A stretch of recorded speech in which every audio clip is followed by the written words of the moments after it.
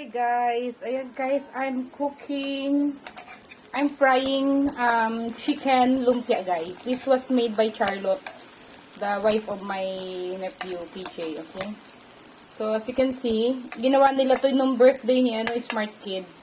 So sobrang dami ng food, sabi ko wag na lutuin kasi anong oras na eh. So naghati-hati na lang kami ng, ayan, kanya-kanyang baon na lang.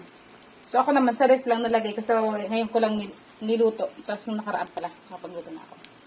So these are the yummy food for our lunch today. And this one, tada, yummy, di ba? Sitaw, adobong sitaw. Ito yung ulam namin today guys. Ito guys, I made a live cooking tutorial of this pork adobong pork sitaw, okay? I made a live streaming of that. I will drop in the comment section in order for you to learn from my cooking tutorial. Okay, it's loaded with meat.